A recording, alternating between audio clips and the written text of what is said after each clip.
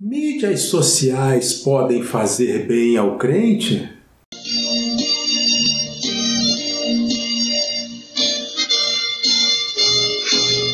Lição 11. A sutileza das mídias sociais. Esse é o nosso vídeo de lições de EBD de número 139 para a glória de Deus. O texto áureo assim está escrito: Rogo-vos, pois, irmãos, pela compaixão de Deus, que apresenteis o vosso corpo em sacrifício vivo, santo e agradável a Deus, que é o vosso culto racional. Romanos capítulo 12, versículo 1. Verdade prática. As mídias sociais devem ser usadas como ferramentas na expansão do reino de Deus. A leitura bíblica em classe será em Romanos capítulo 12, versículos de 1 a 3, também os versículos 16 e 17, nós ainda acrescentaremos aí mais um versículo da Epístola aos Hebreus, mais 2 versículos de Apocalipse, tudo isso para a glória de Deus. Também lembrando que a gente fará um breve comentário sobre esse texto áureo, porque ele também faz parte aqui dessa leitura recomendada. Romanos capítulo 12, versículo 1, assim está escrito: Rogo-vos, pois, irmãos, pela compaixão de Deus, que apresenteis o vosso corpo em sacrifício vivo, santo e agradável a Deus, que é o vosso culto racional. Algumas palavras aqui que algumas pessoas podem estar mais acostumados do que as outras. Então vamos aqui, Apresenteis o vosso corpo. Corpo, todo o nosso conteúdo físico. E aí, claro, vai também, até a parte espiritual, porque o espírito, no que tange ao espírito que há em cada um. Então, que apresenteis o vosso corpo em sacrifício vivo. Bom, então Deus requer sacrifício, sim. Requer algum sacrifício. E quando eu vejo essa expressão, me ocorre quando Davi foi orientado a oferecer um sacrifício ao Senhor. Então ele tinha que reunir ali animais e material para o altar, para aquele sacrifício. Ele foi até a cidade onde deveria fazer o sacrifício. Eu vou deixar essa referência aqui no quadro para você. E ele, então, falou lá com o cidadão que possuía aqueles gados na quantidade, qualidade que Davi necessitava. E, claro, aquele cidadão, sabendo que era um pedido do rei, ele disse: Ô rei, pegue tudo que o rei precisar e não precisa me pagar. Pode levar o que o rei precisar, não preciso cobrar nada ao rei, não. E aí Davi respondeu para ele: de forma alguma será assim. Eu quero que você me cobre o preço justo dentro do que você encontrar, porque eu não vou oferecer a Deus um sacrifício que nada me custe. Então, quando Deus fala aqui, sacrifício vivo, o sacrifício para Deus ele sempre custa alguma coisa assim, tá? A nossa comunhão com Deus, e conforme a realidade de cada um, há países onde os cristãos são perseguidos. Na própria Nicarágua, a gente vai ouvir falar um pouco mais disso, A notícia que chegou para a gente é muito mais referente à Igreja Católica, de fechar templos, de expulsar padres, freiras da cidade. Pelo menos a notícia que eu consegui obter num momento rápido. Então isso está acontecendo na Nicarágua e, claro, aquele presidente lá atual é amigo, posa de fotografia com um dos candidatos à nossa presidência aqui da República, das eleições que vão ser agora em 2022, em outubro, e a gente ainda vai falar um pouco mais sobre isso. Então, o sacrifício vivo, santo, porque a pessoa precisa estar diante de Deus. Então, um conjunto de pessoas, 2 ou 3, né, como diz a palavra, onde tiver 2 ou 3 reunidos em meu nome, diz o Senhor Jesus. 2 ou 3 pessoas, a partir desse número reunidas, formam uma reunião de santos. Então, pessoas que estão em Cristo reunidas formam uma reunião de santos. E agradável a Deus. Bom, a reunião disso tudo vai ser agradável a Deus, que é o vosso culto racional. Que é, então, um culto racional. O que é isso? Um culto que faça sentido. Um culto que possa ser explicado, ainda que seja mais fácil de ser explicado na esfera espiritual entre pessoas que estão no Espírito, entre pessoas que também têm comunhão com Deus. De qualquer forma, um culto que possa ser explicado. Esse é o culto racional, possa ser defendido. Por que ele está sendo feito de uma forma e não de outra? Versículo 2. E não vos conformeis com este mundo, mas transformai-vos pela renovação do vosso entendimento, para que experimenteis qual seja a boa, agradável e perfeita vontade de Deus. Não vos conformeis é não tomar forma.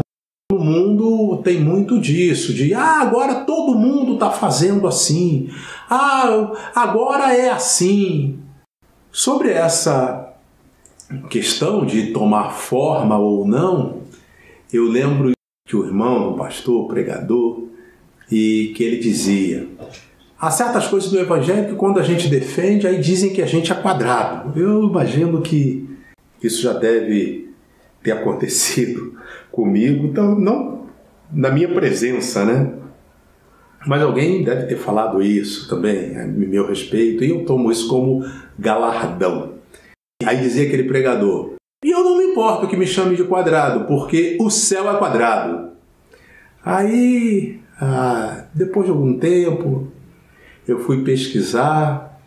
Faz bastante sentido o que ele falou, né? E a gente vai deixar um texto ao final, de Apocalipse, e que aí a gente vai mostrar que é razoável dizer isso. Não é exatamente quadrado, mas é uma forma de cubo.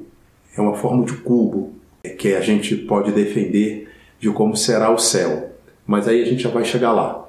Então, não vos conformeis com esse mundo, mas transformai-vos pela renovação do vosso entendimento. À medida que a gente tem conhecimento, cresce no conhecimento das coisas de Deus, a gente vai se transformando. É isso que o texto está dizendo. E o que vai acontecer como consequência?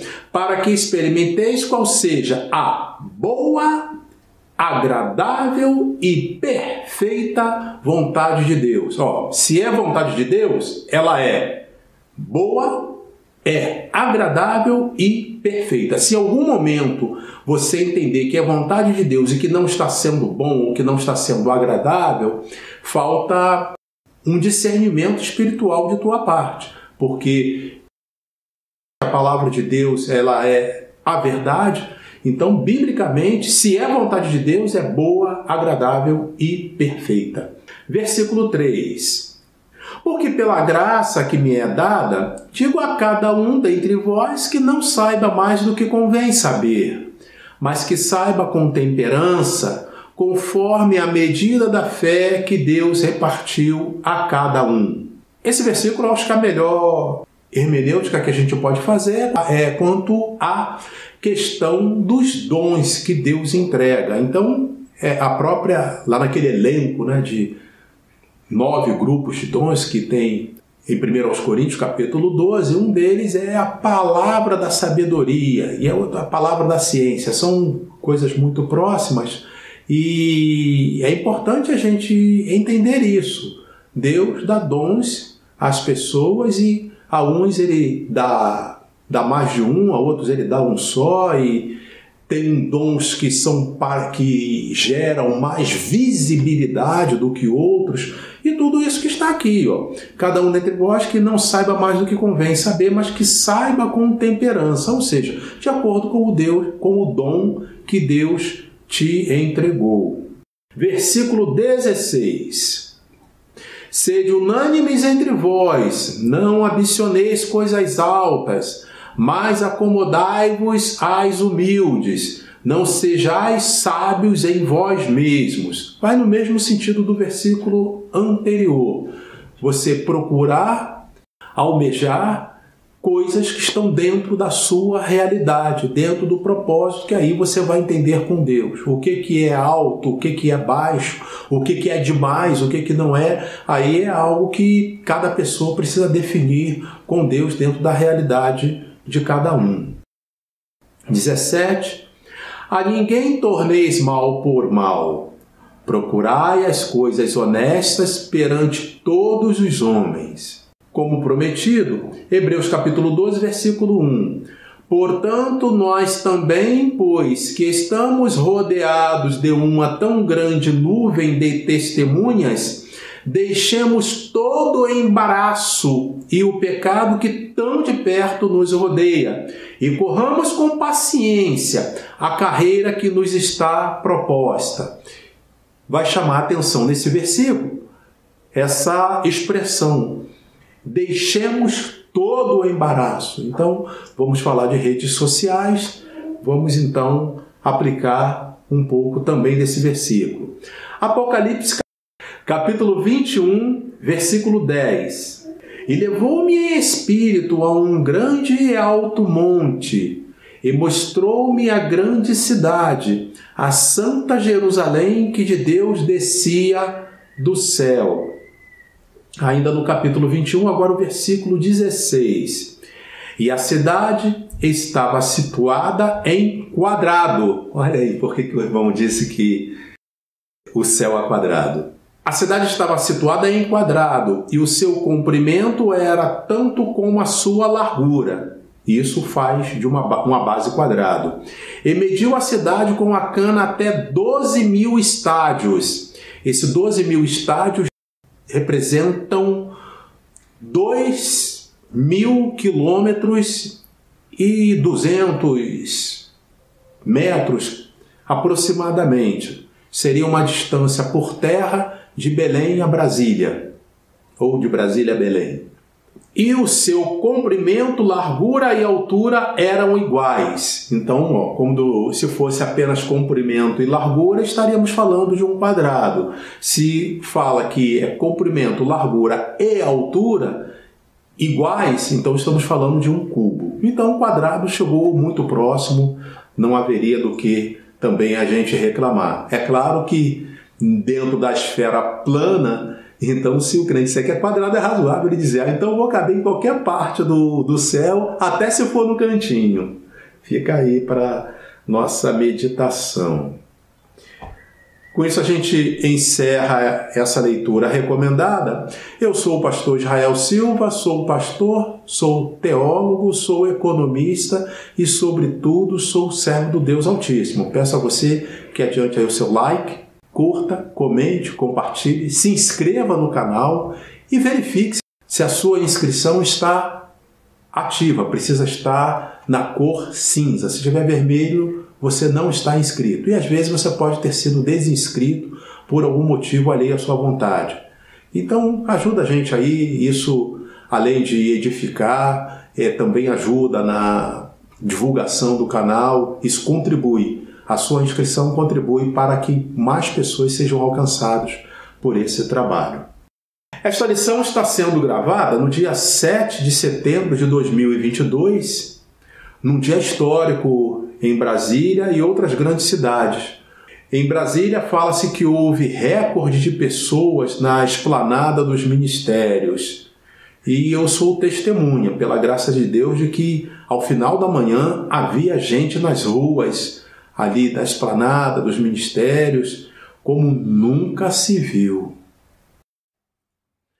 Quanto à nossa lição 11, a sutileza das mídias sociais, começo dizendo que mídias sociais é equivalente a redes sociais e decorrem da internet, ferramenta capaz de conectar pessoas em comunicação em todo o planeta, até em aviões, em voos comerciais, com raras exceções.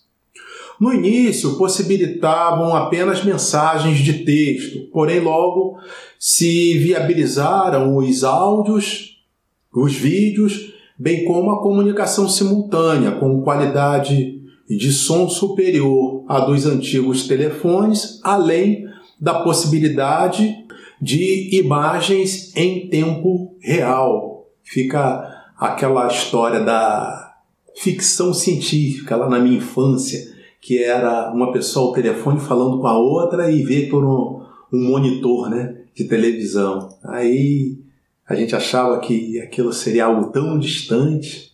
Então, graças a Deus eu vivi para ver isso funcionar, né? Teve algumas pessoas que não. Mas graças a Deus eu vi para ver isso funcionar. Hoje é uma coisa tão simples que as pessoas nem se dão conta. Falar com um vídeo vendo a pessoa do outro lado em tempo real. Essa lição será ministrada em 4 capítulos, sendo o capítulo 1, o cristão na era digital, capítulo 2, os desafios de ser igreja na era digital, capítulo 3, a igreja e os pecados virtuais, e capítulo 4, as mídias sociais e o ID de Jesus. Então, sem mais delongas, vamos ao capítulo 1, o cristão na era digital. Por definição bíblica, cristão é o nascido de Cristo. Portanto, mesmo na era digital, o cristão precisa ter as Escrituras como regra de fé e prática. Cristo morreu por nós, sendo ainda pecadores, segundo diga aí, as Escrituras. Cristo vai voltar para buscar seu povo segundo segunda chance, as Escrituras. Só tem mais uma, hein? Devemos estar preparados segundo as Escrituras. Graças a Deus. Isso é a base de tudo. Então, o fato de, se antes a gente, para ler a Bíblia, precisava necessariamente do livro em papel, escrito, hoje em dia a gente pode ler a Bíblia num computador, num tablet, num celular. Mas a Bíblia continua sendo a Bíblia. Se o que tiver escrito for diferente das traduções mais recomendáveis que a gente tem na Bíblia, eu, por exemplo, eu uso praticamente quase sempre a Almeida Revista e Corrigida. Vez ou outra eu uso também a Almeida Revista Atualizada. As duas eu considero ser muito boas.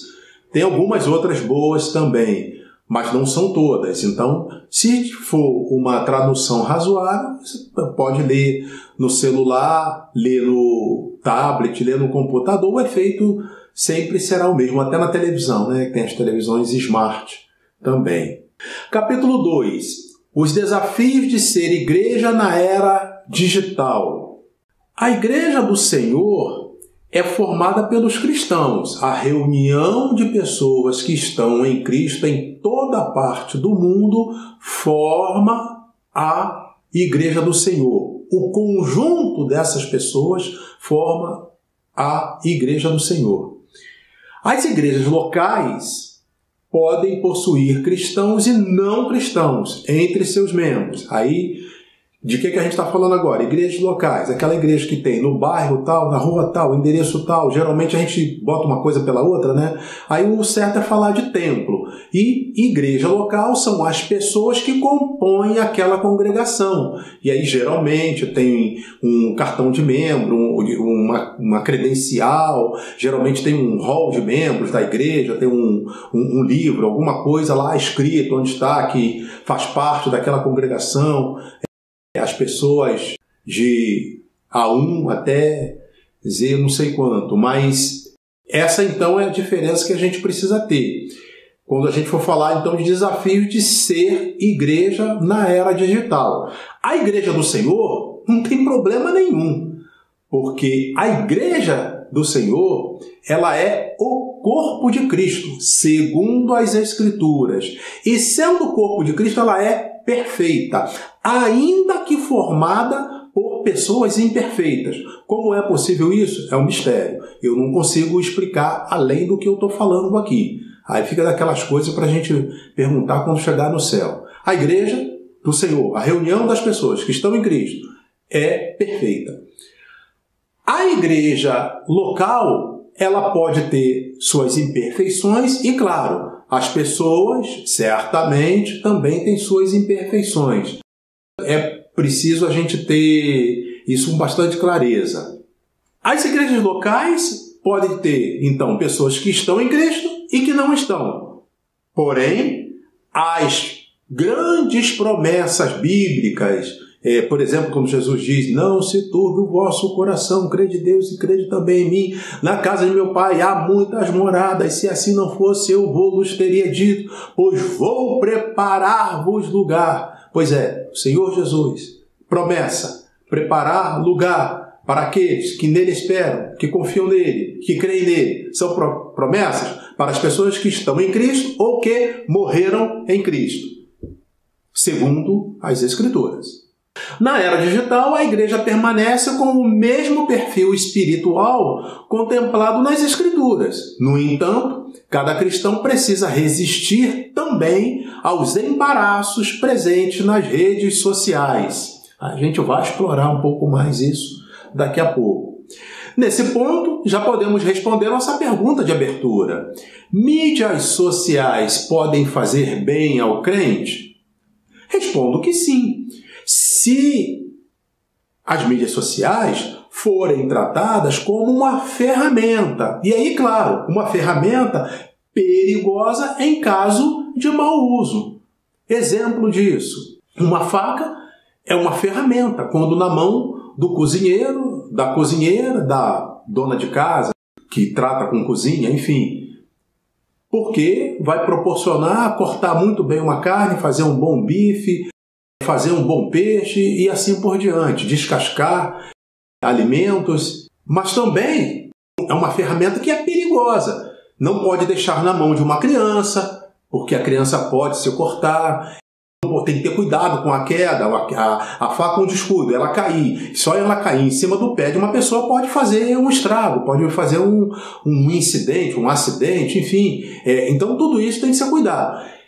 Pode ser usado para o bem, precisa ter cuidado para a questão de acidente, mas também ela pode ser usada para o mal, como a gente vê os casos aí, principalmente nas televisões, né, que você tem especialidade em contar as coisas ruins que acontecem na sociedade. O que acontece de bom, dificilmente aparece alguém para contar, e acontece muita coisa boa na sociedade.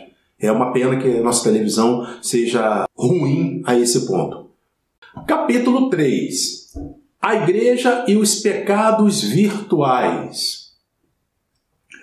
O cristão deve vigiar quanto aos embaraços presentes nas redes sociais, tais como pornografia em texto, em áudio e em vídeo.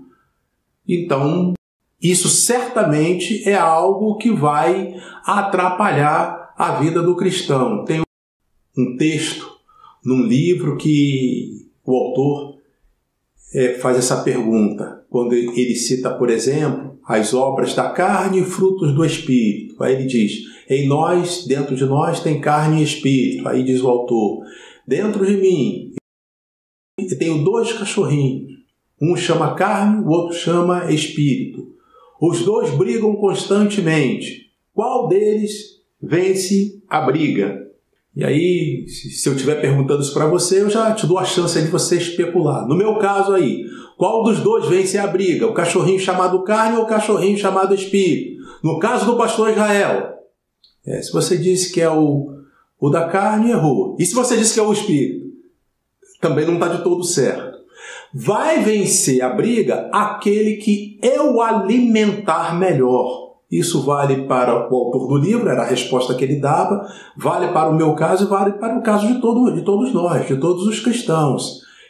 Tem carne e tem espírito. Se a pessoa vai ficar assistindo coisas indesejáveis que tem na internet, vai estar alimentando a carne. E quando ele alimentar a carne mais do que o espírito, daqui a pouco o cachorrinho da carne vence do espírito. O que é isso? Ele vai cair na tentação.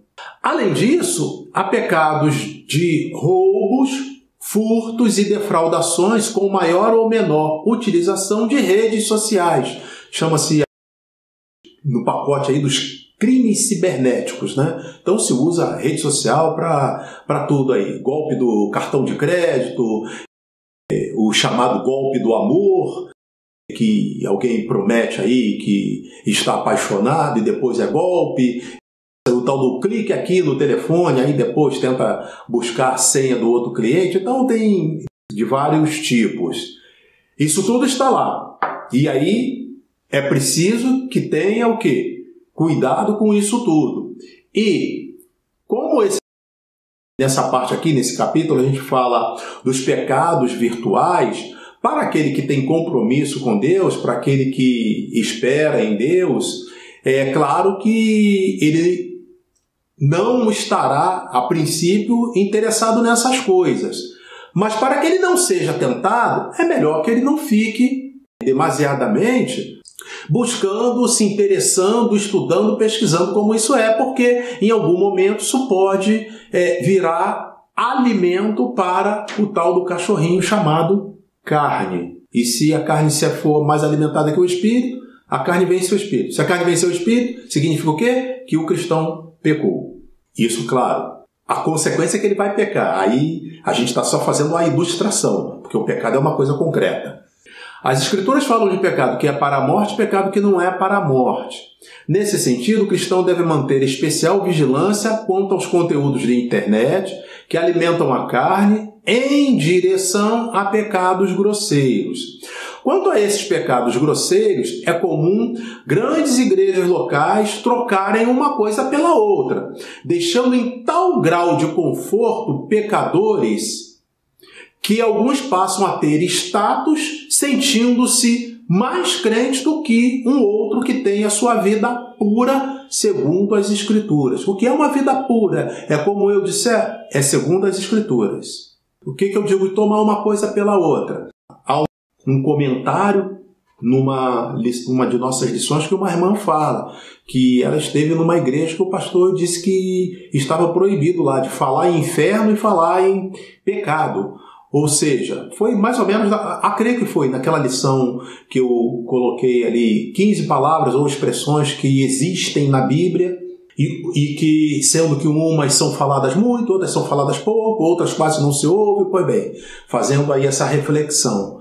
E essa irmã, acho que colocou lá esse comentário. Isso tudo é algo que precisa ser levado a sério por quem tem a responsabilidade de ensinar a igreja, de doutrinar a igreja.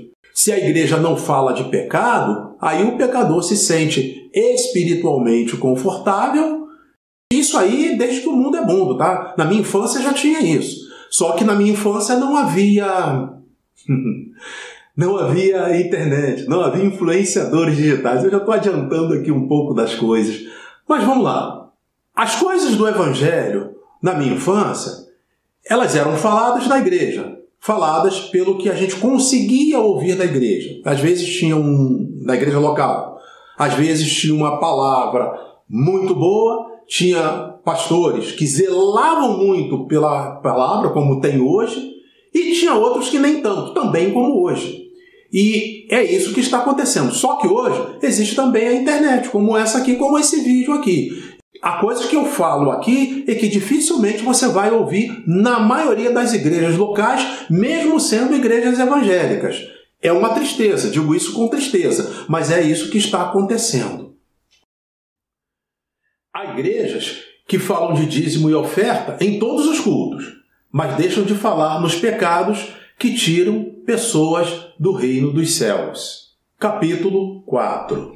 As mídias sociais e o ID de Jesus. Ao invés de se demonizar as redes sociais como alguns irmãos, devemos tratar as mídias ou redes sociais como ferramentas, pois a maioria das ferramentas ou mídias podem tanto fazer mal ou fazer bem, dependendo da finalidade como é utilizada. Nesse sentido, já falamos dos embaraços e pecados, restando dizer que as mídias podem ser instrumentos bem eficientes para o Evangelho. As pregações e ensinos do Evangelho, que inicialmente eram feitas além das igrejas locais por rádio e TV, hoje podem ser feitos via plataformas de redes sociais com boa ou excelente qualidade de transmissão. Atualmente, é possível uma igreja local ou agência ou associação missionária realizar reuniões entre irmãos em países diferentes, valendo-se das mídias sociais com boa qualidade de áudio e vídeo, o que certamente contribui para melhor comunhão entre pessoas que estão distantes. É claro que essa era de redes sociais, de mídias sociais, essa era da internet, essa era digital, ela também tem um detalhezinho que a gente precisa observar. Por vezes, a pessoa passa a se interessar muito em conversar via internet, certamente com uma outra pessoa que está distante, e começa a desprezar a convivência, a conversa com uma pessoa que está tão próxima. Eu lembro de um caso bem concreto que aconteceu comigo, acho que eu posso falar assim, certamente eu não vou citar nomes. Eu vinha descendo no elevador e me deparo com uma vizinha de condomínio com quem a gente havia conversado nesse sentido de bom dia, boa tarde, com ela, com o marido, enfim, com as famílias se encontrando no elevador, garagem, enfim. E aconteceu de eu vir descendo do elevador, quando eu estou chegando na hora de sair do elevador, ela vinha entrando. Eu cheguei a dar bom dia e ela estava com o celular falando. Ela passou direto e foi embora. Eu falei, está fora do normal, fora da curva, porque normalmente seria um caso de cumprimentar. Aí ficou esse negócio, a pessoa está tão empenhada em falar com alguém distante que deixa de dar bom dia a uma pessoa que está próxima, está passando ali a menos de 1 metro de distância dela. E isso pode acontecer na igreja também. De repente, um irmão ou irmã conversa mais com alguém que está tão distante e, por certo descuido, às vezes deixa de conversar com quem está tão próximo. Não que necessariamente tenha que ser assim, às vezes é necessidade mesmo. A gente, quando começa a fazer uso da palavra, fazer o uso da pregação, do ensino, por vezes a gente fica muito isolado mesmo, humanamente a gente fica muito isolado. As mensagens são boas quando tem as pessoas que respondem, mas tem um caso também que a gente passa a mensagem, aí quem recebe a mensagem não responde. Isso aí acontece com jovem, acontece com pessoa de meia idade, com velho.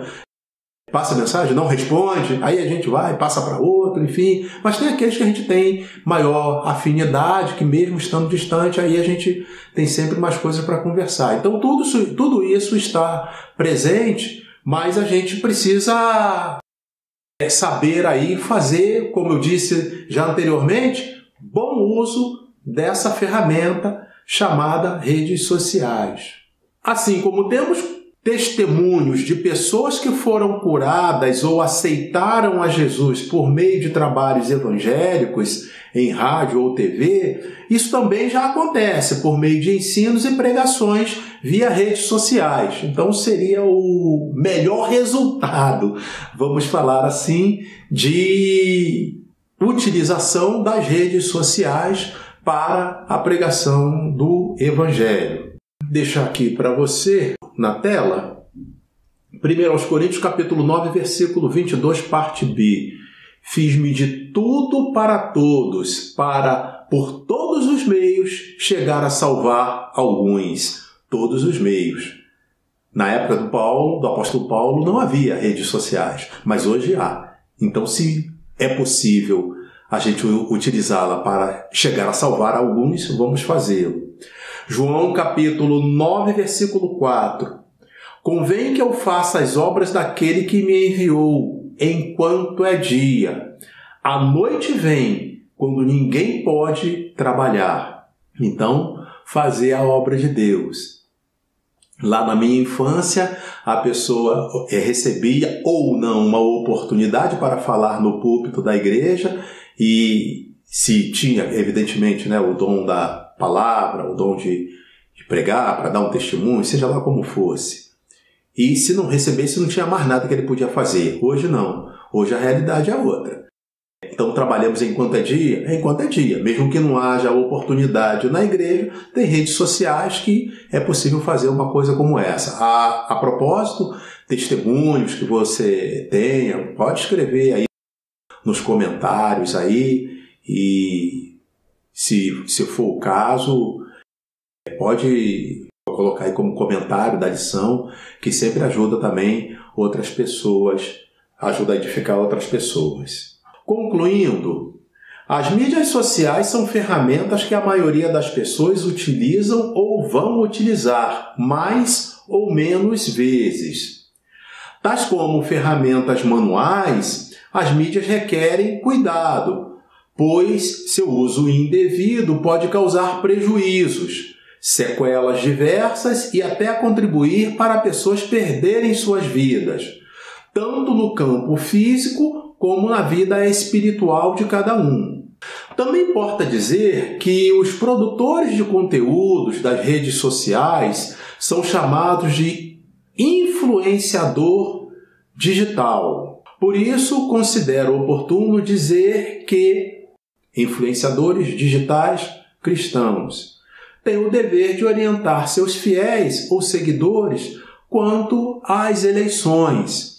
Esse ponto aqui, ele é bastante delicado, porque eu tenho lido algumas coisas, visto algumas coisas na internet. É claro, na internet a gente acaba tendo acesso a mais de uma igreja, porque volta e meia tem mesmo pastor que é dirigente, pastor de grandes renomes, de grandes congregações, de grande quantidade de congregações vinculadas à igreja sede, que também estão nas redes sociais, ou a maioria estão. Então a gente acaba conhecendo de tudo. Também tem aqueles que não estão dirigindo igreja e que também estão nas redes sociais.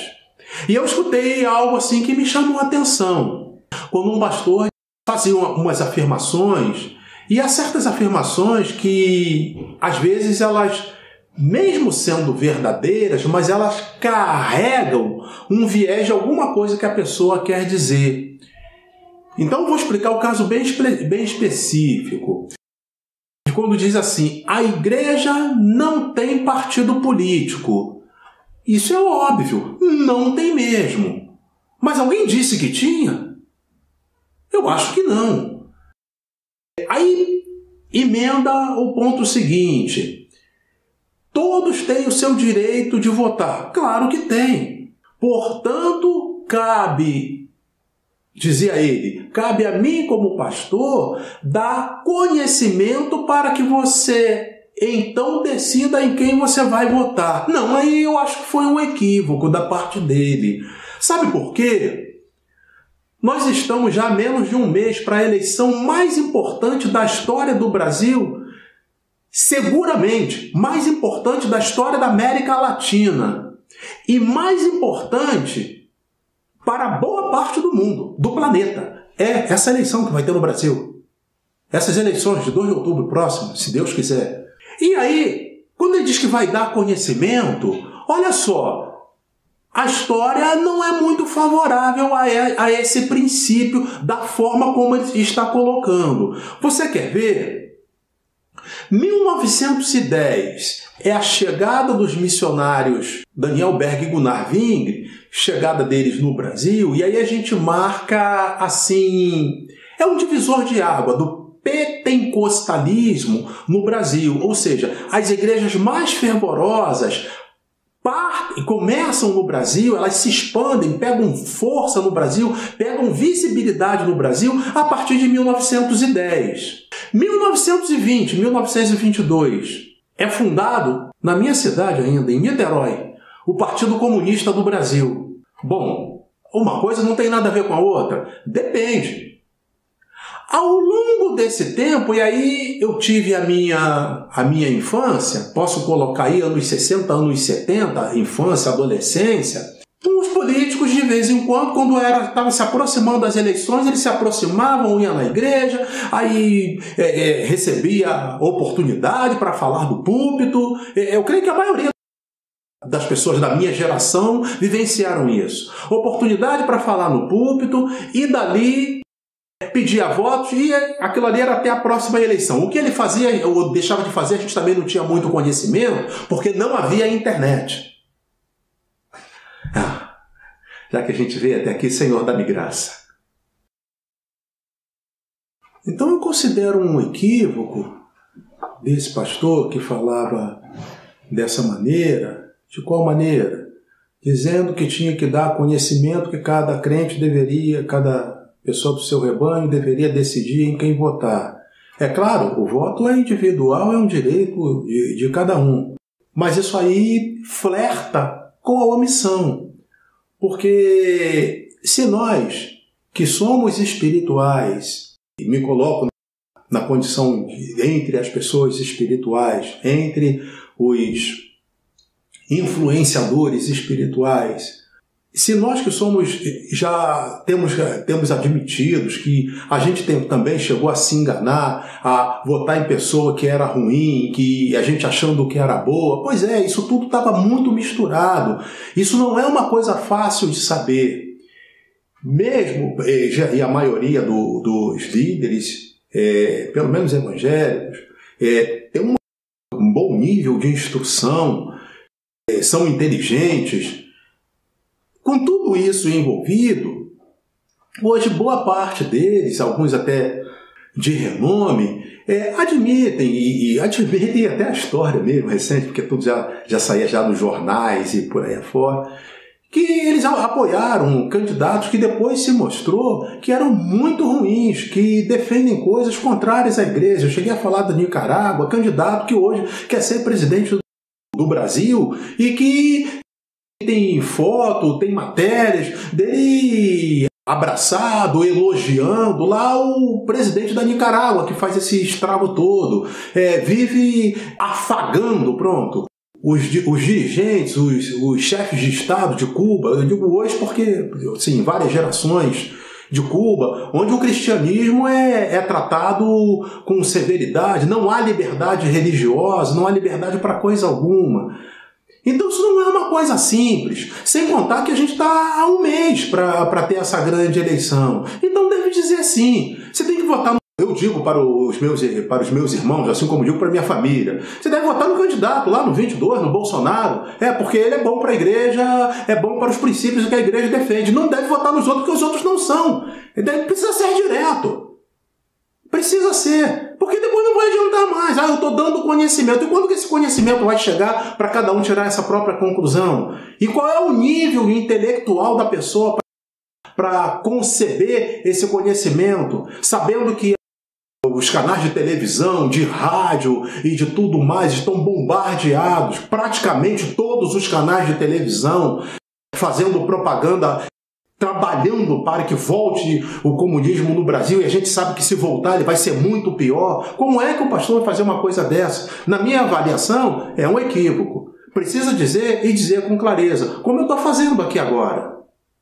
Se você é crente, se você é nascido de novo, se você ama a obra de Deus, e arrisco dizer até para os católicos também, se você espera ter liberdade na sua igreja para fazer a liturgia das reuniões, das missas e de todos os trabalhos que acontecem na religião de vocês, se você tem essa visão, então você precisa votar no Bolsonaro, viu?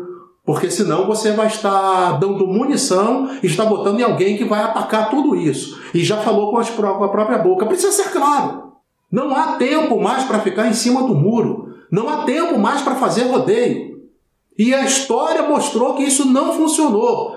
Mesmo no meio evangélico, mesmo no meio dos cristãos, isso não funcionou. As pessoas recebiam votos de igreja, iam no púlpito pedir voto para depois fazerem matérias, para depois votarem questões contrárias aos interesses da igreja. Isso aconteceu aos montes, os exemplos são vários. Então a gente precisa ter tudo isso. Então, como influenciador digital, que é esse o termo que se dá a pessoas que fazem esses conteúdos, eu precisava deixar também essa palavra para você. Eu ia me lembrando de dizer aqui, né? Num gesto infeliz, teve alguém que disse: a internet deu voz aos imbecis. Meu Deus do céu, mas quanta... Tem tanto ponto da frase para a gente dar zero que... ponto por ponto, né? Mesmo antes da internet, imbecis sempre existiram. E outra coisa, imbecis com voz sempre existiu também. Porque existem pessoas inteligentes que têm voz. Existe pessoa inteligente que não tem voz. Existe imbecil que não tem voz. Existe imbecil que tem voz. Então isso sempre existiu. Então não precisou da internet.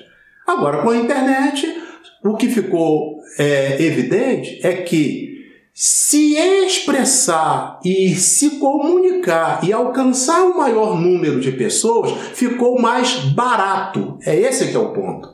Então, como ficou mais barato, o que antes só pessoas endinheiradas podiam fazer, que antes escrevia no jornal, escrevia de grande circulação, botava no rádio, na televisão, pronto, aquilo ali virava a que eles quisessem que fosse. Se dissesse que o capim era de cor lilás, todo mundo daqui a pouco ia começar a dizer que estava vendo o capim lilás. Aí hoje em dia com a internet não é assim. Quando diz que é lilás, aí aparecem os conservadores como eu, dizem não é lilás, não, é verde. Eu estou vendo verde e na minha opinião, na minha avaliação é verde. E se eu tiver que falar para alguém, eu vou dizer que é verde. Eu vou defender a minha opinião. Se você veio até aqui, curta, comente e compartilhe. Verifique se você está inscrito no canal, se inscreva, dê o like e Deus abençoe você e sua casa.